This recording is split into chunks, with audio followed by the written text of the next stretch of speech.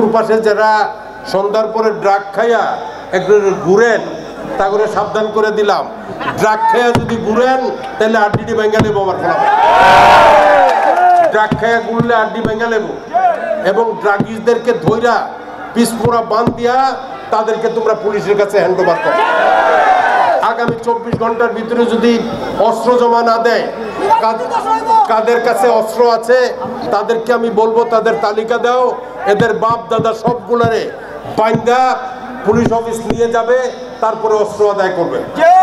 পৌরসভার মেয়র আগে ছিল মফিজের ড্রয়ারের ভিতরে 2টা পিস্তল পাওয়া গেছে। এই পিস্তলগুলার খবর আমার কাছে আছে।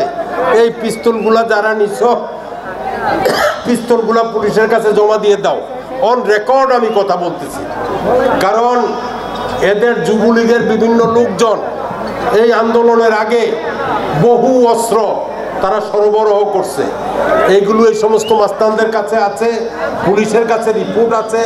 আমি থানাকে অনুরোধ করব, আপনাদেরকে সর্বাত্মক সহযোগিতা আমরা দেব, এই সমস্ত অস্ত্রগুলা আপনারা তুলে নেন।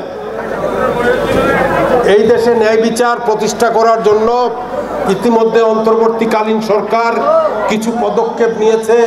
প্রধান বিচারপতি সহ 6 জন তারা রেজিগনেশন দিচ্ছে। তারপরে ইতিমধ্যে 6 জনকে চিফ জাস্টিস সহ জুডিশিয়ারিতে অন্তর্ভুক্ত করা হয়েছে। কারণ এই জুডিশিয়ারি হায়ার জুডিশিয়ারি পক্ষপাতমূলক কাজ করছে, হাসিনা যেটা বলছে সেটাই করছে। এই রকম জুডিশিয়ারি এই দেশে চলতে পারে না। এবং হাইকোর্টেও কিছু জাজ আছে, এদেরও সামান্যতম যোগ্যতা নাই, আওয়ামী ঘরানার লোক বলে তাদেরকে জাজ বানাইছে। এই মিটিংয়ের মাধ্যমে আমি সরকার প্রধান এবং যিনি আইন ও বিচার মন্ত্রণালয়ের দায়িত্বে আছেন তার কাছে আমরা অনুরোধ করব, একদম ডিস্ট্রিক্ট জুডিশিয়ারি ম্যাজিস্ট্রেসি থেকে শুরু করে হায়ার জুডিশিয়ারি পর্যন্ত যে সমস্ত আওয়ামী ঘরানার লোক আছে তাদেরকে আপনারা সংস্কারের মাধ্যমে বিতাড়িত করুন। পুলিশ ডিপার্টমেন্টকে ঢেলে সাজান, বর্ডার গার্ডকে জেলে সাজান এবং আর্মিতে যেই সমস্ত অফিসাররা আজকে আয়নাগর বানিয়ে বিভিন্ন বিরোধী রাজনৈতিক নেতৃবৃন্দদেরকে হত্যা করেছে, গুম করেছে, ইলিয়াস সহ অন্যান্য 500 জনকে গুম করেছে, তাদের কে কোথায় আছে। আয়নাগর থেকে অনেকেই, এই মাওলানা গোলাম আজম সাহেবের ছেলে, সে ব্রিগেডিয়ার ছিল, খুব ভালো অফিসার ছিল। তার যখন পাসিং আউট প্যারেড হয় 1979 সনে জেনারেল জিয়ার সাথে আমি ওই যে মিলিটারি একাডেমিতে চট্টগ্রামে গিয়েছিলাম, সে প্রেসিডেন্টের সৌরভ অনার পাইছে। আজকে 12 সনে সে ব্রিগেডিয়ার ছিল, বহু আগেই সে 2 স্টার জেনারেল হয়ে যেত, 3 স্টার জেনারেল হয়ে যেত। কিন্তু আজকে তার পরিবারের 10 বছর অপেক্ষা করে তার স্ত্রী পর্যন্ত অন্য জায়গায় বিয়ে করে ফেলছে, বাচ্চা কাচ্চাদেরকে নিয়ে কী করবে? সে যে জীবিত আছে তার তো কোনো সন্ধান নাই।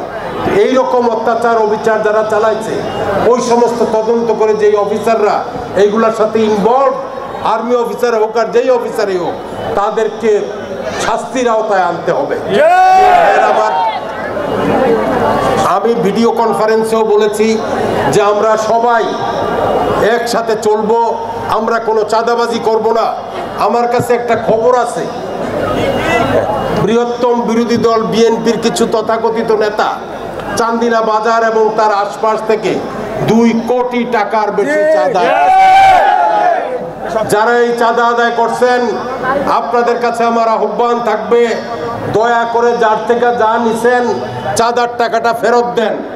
তালিকা আমার কাছে আছে, আর্মি ক্যাম্পে বা কুমিল্লার জিওসির কাছে আপনাদের নামের তালিকা পৌঁছবে এবং আপনারা তখন $5 নিচে পড়ে টাকা পয়সা ফেরত দিবেন। আর যদি আলগুস্তে নিয়ে যার থেকে যা করছেন টাকাটা ফেরত দেন, তাইলে হয়তো রেহাই পাবেন, আর না হলে ক্রস ফায়ারেও পড়তে পারেন।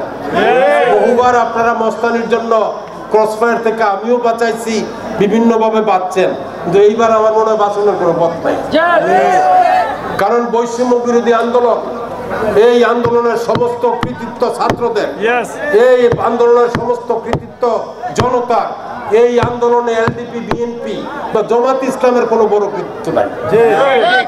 আছে কোন দল গত 15 বছর আন্দোলন করে সরকারে অটাইতে পারছে? পারে নাই। কিন্তু এই কোটা বিরোধী এবং বৈষম্য বিরোধী ছাত্র আন্দোলনের মাধ্যমে তারা বুকের তাজা রক্ত দিয়ে সহস্রাধিক ছেলে শাহাদাত বরণ করে এই সরকারের পতন ঘটিয়েছে। সুতরাং আমাদের আনন্দ মিছিল করারও কিছু নাই, বিশাল সমাবেশ করে আপনার নিজে বাহাবা নেওয়ার চেষ্টা করারও কিছু নাই। আপনার এই সরকার ক্ষমতায় থাকতে আমরা মিছিল করছি, আন্দোলন করছি, আত্মরক্ষার জন্য গুলি করছি।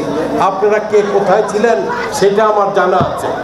এই দেশে যখন নিরপেক্ষ নির্বাচন হবে তখন 20 দলীয় জোটের চান্দিনার প্রার্থী হিসাবে আশা করি ইনশাল্লাহ আমি মনোনয়ন পাবো, নির্বাচন করব। কারণ দুর্দিনে যখন 18 নির্বাচনে তারা আমাকে মনোনয়ন দিয়েছেন আর 12 সন থেকে হাসিনার সাথে দালালি করতে যাই নাই, তো স্বাভাবিকভাবেই তারা আমার মনে হয় আমাকে বিমুখ করবেন না। সবাই ঐক্যবদ্ধ থাকুন। আপনারা গ্রামে গঞ্জে সমস্ত জায়গাতে আমাদের কমিটিগুলো করে শেষ করেন এবং যে সমস্ত কেন্দ্র আছে কেন্দ্রভিত্তিক কমিটিগুলো করে ফেলেন। আমার দলের নেতাকর্মীরা আপনারা বললেই তারা আপনাদের কাছে যাবে এবং এই কমিটিগুলো করে অতি সত্বর সমাপ্ত করবেন। কাউকে কোনো রকম মারধর করবেন না, কোনো রকম হানাহানিতে যাবেন না, কোনো রকম সংখ্যালঘুদের কোনো রকম বিদ্বেষে যাবেন না। আর বিশেষ করে হিন্দু সম্প্রদায়ের কোনো ভাইয়ের উপরে যদি চক্রান্ত করে আওয়ামী লীগের তারা কোনো প্রকার অত্যাচার চালাতে যায়, সেটা আমাদের পক্ষ থেকে সবাই আপনারা সেটাকে প্রতিহত করবেন। তারা যাতে আসলে কোনো জায়গাতে তো লুটতরাজ বা কোনো কিছু হয় না। ইন্ডিয়া একটা স্টোরি তৈরি করছে, একটা স্টোরি তৈরি করে বাংলাদেশের বিরুদ্ধে তারা এগুলা প্রচারণা চালায়। তো যাই হোক তারপরেও আমি আপনাদেরকে বলবো কোথাও যাতে এই হিন্দু সংখ্যালঘু বৌদ্ধ খ্রিস্টান কারো উপর কোনো রকম অত্যাচার অবিচার যাতে করা না হয় সেই দিকে আপনারা নজর রাখবেন। তো আপনারা সবাই কষ্ট করে সউদ্যোগে আপনারা এই জায়গায় হাজির হয়েছেন। আমি আগামীকাল চান্দিনা রেদওয়ান আহমেদ কলেজের মমতাজ আহমেদ ভবনের সামনে 4টার দিকে যাব। ইনশাল্লাহ পৌর অঞ্চল পূর্ব চান্দিনা এবং এদবারপুর ইউনিয়নের যারা আছেন সেই জায়গাতে যাবেন কালকে বিকেলে। ওই এলাকার সবাই তো আর আসতে পারে নাই, সবার সাথে ইনশাল্লাহ কথাবার্তা হবে। আসসালামু আলাইকুম।